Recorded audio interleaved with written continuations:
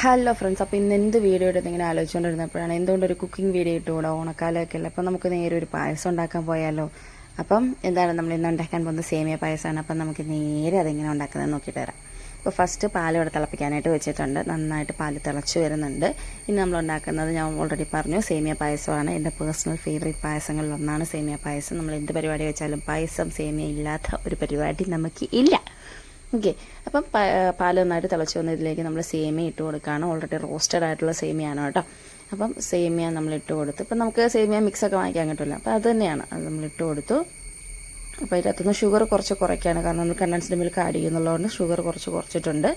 അപ്പം നന്നായിട്ട് പാലിങ്ങനെ സേമിയ ഇങ്ങനെ വെന്ത് തരണം. അപ്പം നമ്മൾ നന്നായിട്ട് അത് മിക്സ് ചെയ്ത് കൊടുക്കുന്നുണ്ട് പാലിനകത്ത് സേമിയൊക്കെ ഇട്ട്.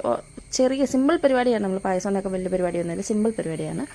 അപ്പം ഇതിലേക്ക് പാലിനകത്ത് ഒരു സേമിയ ഇട്ട് കൊടുത്ത് നന്നായിട്ട് വെന്ത് വരുന്നുണ്ട്. അപ്പോൾ അതിലേക്ക് നമ്മളിങ്ങനെ ഇളക്കി കൊടുക്കണം, ഇല്ലെങ്കിൽ പാല് പൊങ്ങി വരും, പിന്നെ ആകെ ചളവായി പോകും. ഓക്കെ, അപ്പം അതാ ഞാനാണ് മിക്സ് ചെയ്ത് കൊടുക്കുന്ന ആൾ.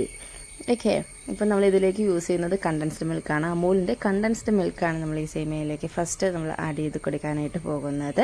അതുപോലെ തന്നെ അമൂലിൻ്റെ കൗ ഗീയും നമ്മൾ ആഡ് ചെയ്ത് കൊടുക്കുന്നുണ്ട്. ഇതാണ് നമ്മുടെ മെയിൻ 2 ഇൻഗ്രീഡിയൻസ് എന്ന് പറയുന്നത്. പിന്നെ കുറച്ച് കാഷ്യൂനട്ട് കിസ്മിസൊക്കെയാണ്, നമുക്ക് എല്ലാവർക്കും അറിയാമല്ലോ. അപ്പം നമ്മൾ നെയ്യിൽ നന്നായിട്ട് കാഷ്യൂനട്ടും കിസ്മിസൊക്കെ വറുത്തെടുത്ത് വെച്ചിട്ടുണ്ട്. ഓക്കെ, അപ്പോൾ അതിലേക്ക് നമ്മളിതാ കണ്ടൻസ്ഡ് മിൽക്ക് ഒഴിച്ചിട്ടുണ്ടായിരുന്നു, എനിക്കത് എടുക്കാൻ പറ്റിയില്ല. അതിനുശേഷം നമ്മൾ ഈ അണ്ടിപ്പരിപ്പും കിസ്മിസൊക്കെ നെയ്യിൽ വറുത്തതുണ്ട്, അത് നമ്മൾ ഇട്ട് കൊടുക്കുന്നു. അമ്മയാണ് കേട്ടോ ഇടുന്നത്, ഞാനിങ്ങനെ വീട്ടിൽ എടുത്തെടുക്കുന്ന ആൾ.